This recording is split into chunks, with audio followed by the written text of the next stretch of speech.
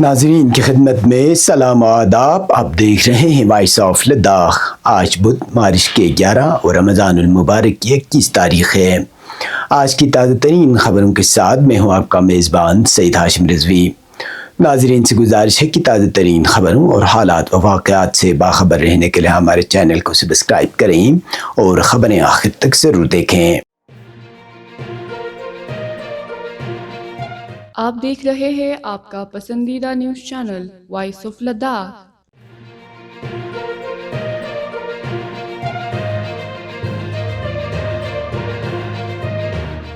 ماہ صیام کی روحانی فضاؤں میں آج 21 رمضان المبارک کو غم کی گٹھائیں چھائی رہیں. دنیا بھر کی طرح مرکزی زیر انتظام علاقے لداخ میں بھی عاشقان اہل بیت علیہ السلام نے مولائے متقیان امیر المؤمنین علی بن ابی طالب علیہ السلام کی عظیم شہادت پر ماتم کیا اور علم ازا بلند کیا. ضلع ہیڈ کوارٹر کرگل سمیت علاقے بھر میں ہزاروں کی تعداد میں روزہ دار عزاداروں نے مختلف جلوسوں اور مجالس اعضاء میں شرکت کر کے اپنے امام سے والہانہ عقیدت کا اظہار کیا. ضلع ہیڈ کوارٹر کرگل میں شہادت مولائے متقیان امیر المؤمنین علی بن ابی طالب علیہ السلام کے عظیم سانحے کی یاد میں 2 بڑے اور نمایاں جلوس برآمد ہوئے، جن میں پہلا جلوس جمعیت العلماء اثنا شریعہ کرگل کے زیر اہتمام بعد نماز ظہرین اسلامیہ اسکول کے احاطے سے برآمد ہوا. سینہ زن اور نوخان عزاداروں کا یہ جلوس شہر کے مرکزی بازار خمینی چوک اور لال چوک سے گزرتا ہوا انقلاب منزل پر اختتام پذیر ہوا.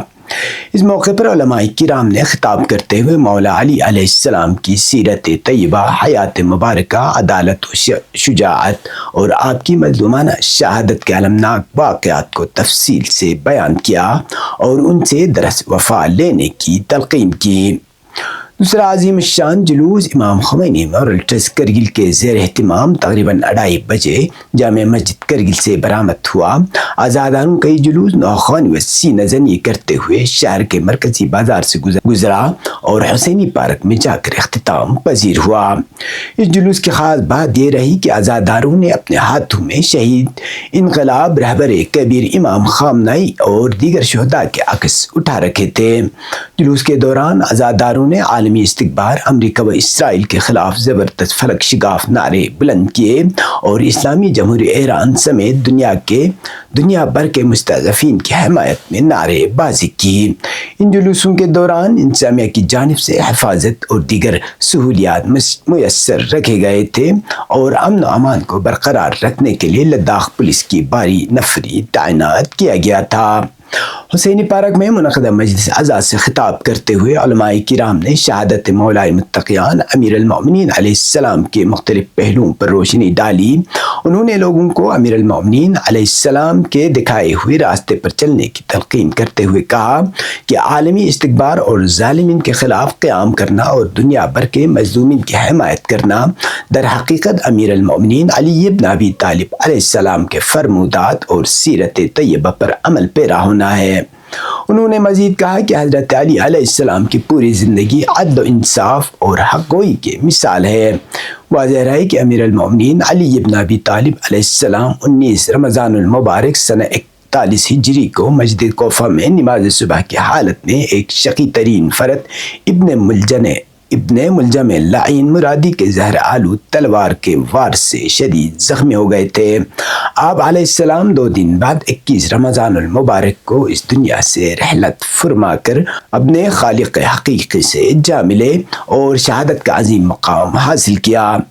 شہادت امیر المؤمنین علی بن ابی طالب علیہ السلام کی مناسبت سے سبھی جنساں کو دراز شکر چکن سمیت دور دراز علاقوں میں بھی جلوس اعضاء اور مجلس برپا کرنے کی خبریں موصول ہوئی ہیں.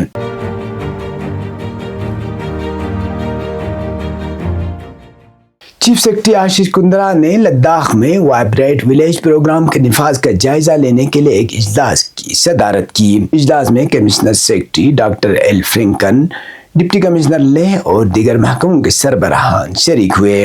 اجلاس کے دوران انتظامی سیکرٹری شرکالا نے پروگرام کے تحت اب تک ہونے والی پیش رفت پر تفصیلی بریفنگ دی۔ انہوں نے بتایا کہ ضلع سطح پر ترجیحات کے مطابق انفراسٹرکچر اور ترقیاتی منصوبے تیار کیے گئے ہیں۔ چیف سیکرٹری نے محکموں کے درمیان مؤثر رابطہ کاری پر زور دیا تاکہ منصوبوں پر بروقت عمل درآمد یقینی بنایا جا سکے۔ انہوں نے خاص طور پر باغبانی اور مویشی پالنے کے شعبوں میں روزگار کے مواقع پیدا کرنے کی ہدایت دی۔ ان کا کہنا تھا کہ تمام علاقوں میں گرین ہاؤسز کے قیام کو یقینی بنایا جائے۔ اجلاس میں ITBP اور فوج کی حدود میں واقع دیہاتوں کو مربوط طریقے سے ترقی دینے، فنڈز کے بروقت استعمال اور پروگرام کے اہداف کے حصول کے لیے نگرانی کو یقینی بنانے پر بھی تبادلہ خیال کیا گیا۔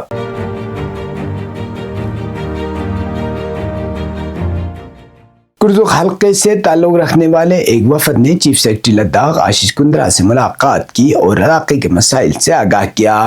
وفد نے بتایا کہ چنگتھنگ کا کرزک لداخ کے دور دراز علاقوں میں شامل ہے، جہاں کی معیشت کا انحصار روایتی مویشی پالنے پر ہے۔ انہوں نے مرکز کے زیر انتظام علاقہ بننے کے بعد ترقیاتی اقدامات کو سراہا، لیکن تشویش ظاہر کی کہ انتظامی تاخیر سے مستحکم اقتصادی مواقع محدود ہو رہے ہیں۔ وفد کے اراکین نے روزگار کی کمی کی وجہ سے لیہ شہر کی طرف ہجرت بڑھنے کا مسئلہ بھی اٹھایا۔ ان کا کہنا تھا کہ 13 گیگا واٹ کے مجوزہ شمسی توانائی منصوبے کو خطے کے لیے اہم موقع قرار دیا جا رہا ہے اور اس کی منتقلی کی افواہوں سے علاقے میں بے چینی پائی جاتی ہے۔ وفد نے چیف سیکرٹری کو آگاہ کیا کہ مقامی آبادی نے 2021 میں یہ منصوبہ قائم کرنے کی منظوری دے دی تھی اور مفادات کے تحفظ کا مسودہ معاہدہ بھی تیار ہوا تھا۔ انہوں نے انتظامیہ پر زور دیا کہ منصوبہ اصل مقام پر نافذ کیا جائے اور وعدوں کو پورا کیا جائے۔ ان کا کہنا تھا کہ چنگتھنگ کے علیحدہ ضلع بننے کے بعد یہ منصوبہ روزگار اور آمدنی کے ساتھ ساتھ قومی توانائی کے اہداف میں بھی معاون ثابت ہوگا۔ وفد نے معاہدے کو حتمی شکل دینے اور کرزک کے لیے جامع ترقیاتی منصوبہ بنانے کا مطالبہ کیا۔ وفد نے چیف سیکرٹری سے علاقے کا دورہ کرنے کی بھی درخواست کی۔ چیف سیکرٹری نے مسائل کو غور سے سنا اور علاقائی ترقی اور عوامی بہبود کے لیے مناسب اقدامات اٹھائے جائیں گے۔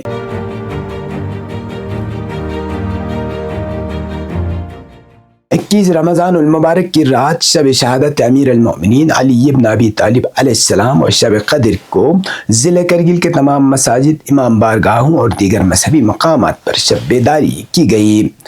مومنین و مومنات نے پوری رات عبادت و ریاضت میں گزارتے ہوئے اس عظیم رات سے فیضیاب ہونے کی کوشش کی۔ اس موقع پر علماء کرام نے شب قدر کی اہمیت و فضیلت پر روشنی ڈالتے ہوئے لوگوں کو زیادہ سے زیادہ ان مقدس اوقات سے مستفید ہونے کی تلقین کی۔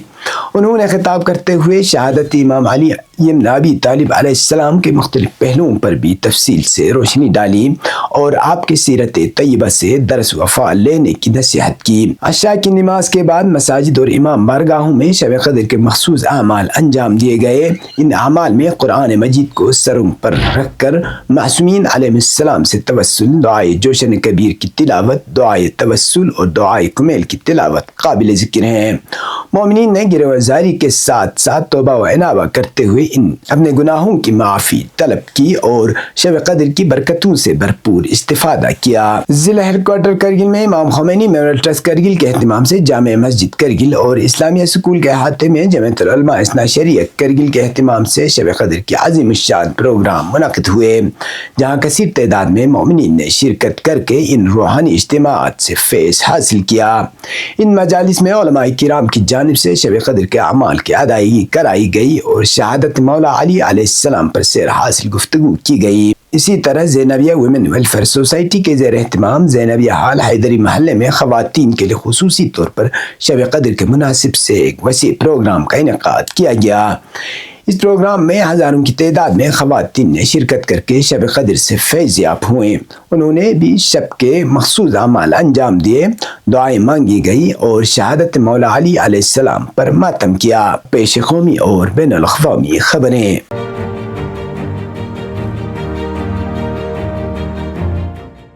مشرق وسطی میں امریکہ اور اسرائیل کے ساتھ بڑھتی ہوئی فوجی کشیدگی کے درمیان ایران کی جانب سے تمام جنگ بندی کے تجاویز کو مسترد کرنے سے بھارت سمیت خطے کے متعدد ممالک میں تشویش کی لہر دوڑ گئی ہے۔ ماہرین کے مطابق یہ تنازع بھارت کے لیے خاص طور پر ایک بڑا خدشہ بن گیا ہے، کیونکہ ملک کی معیشت کی توانائی ضروریات کا انحصار براہ راست خلیجی ممالک سے درآمد ہونے والی تیل پر ہے۔ بھارت کو درآمد ہونے والے خام تیل کی ایک بڑی مقدار آبنائے ہرمز سے گزرتی ہے، جو دنیا کی سب سے اہم توانائی شریاں سمجھی جاتی ہیں۔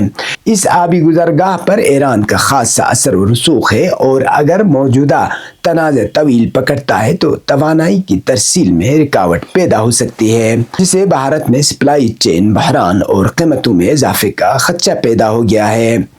تنازع اس وقت ڈرامائی طور پر بڑھ گیا جب 28 فروری کو اسرائیل اور امریکہ نے ایران کے خلاف اچانک مشترکہ فوجی کارروائی کی۔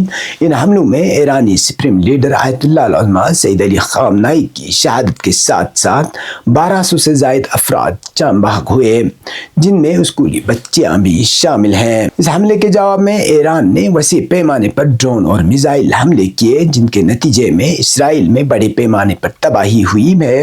ایرانی میزائلوں نے نہ صرف اسرائیل بلکہ اردن، عراق، بحرین، کویت اور متحدہ عرب امارات میں موجود امریکی فوجی تنصیبات کو بھی نشانہ بنایا اور تباہ کر دیا۔ ان حملوں کے بعد امریکی انتظامیہ جنگ سے نکلنے کے لیے پرامن راستے تلاش کر رہی ہے۔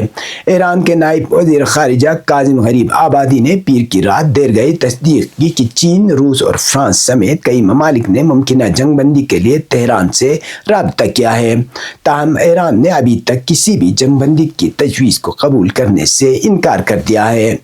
یہ پیش رفت ایسے وقت میں ہوئی ہے جب پیر کے روز آیت اللہ العظمہ سید علی خامنائی کے فرزند آیت اللہ سید مجتبی خامنائی کو عالم اسلام کا نیا سپریم لیڈر مقرر کیا گیا ہے۔ ماہرین کا کہنا ہے کہ نئی قیادت کے تحت ایران کی خارجہ پالیسی میں سختی آ سکتی ہے، اور مستقبل میں کوئی بھی جنگ بندی ایران کی مرضی اور مقرر کردہ شرائط پر ہی ممکن ہو سکتی ہے۔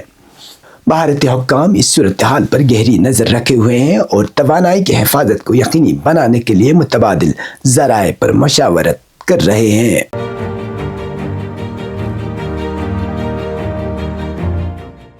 کرنل ابراہیم ذوالفقاری، ترجمان قرارگاہ خاتم الانبیاء اسلامی جمہوریہ ایران نے بدھ کو کہا کہ جنگ کے اس غیر قانونی اور غیر روایتی فعل سے دشمن نے ہمارے لیے خطے میں امریکہ اور اسرائیل سے وابستہ اقتصادی مراکز اور بینکوں کو نشانہ بنانے کے دروازے کھول دیے ہیں۔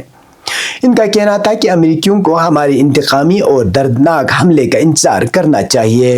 ادھر سپاہ پاسداران انقلاب نے آپریشن وعدہ صادق 4 کے 37ویں مرحلے کی تفصیلات جاری کی ہیں، جو منگل کی رات 3 گھنٹے سے زائد میزائل فائرنگ کے ساتھ انجام دیا گیا۔ بیان کے مطابق ان حملوں میں خرم شہر سمیت بھاری میزائلوں کی زیادہ سے زیادہ اقسام استعمال کی گئیں، اور متعدد مراحل میں امریکی اڈوں اور اسرائیلی حکومت کو نشانہ بنایا گیا۔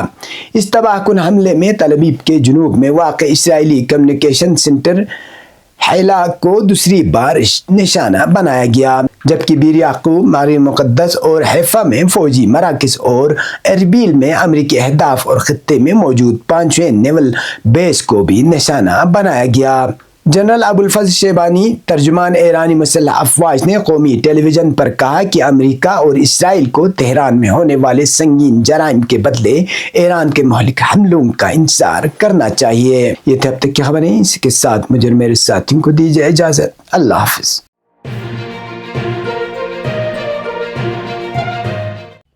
مقامی، قومی اور بین الاقوامی خبروں سے باخبر رہنے کے لیے چینل کو لائک، شیئر اور سبسکرائب کریں، ساتھ ہی بیل آئیکن دبانا نہ بھولیں۔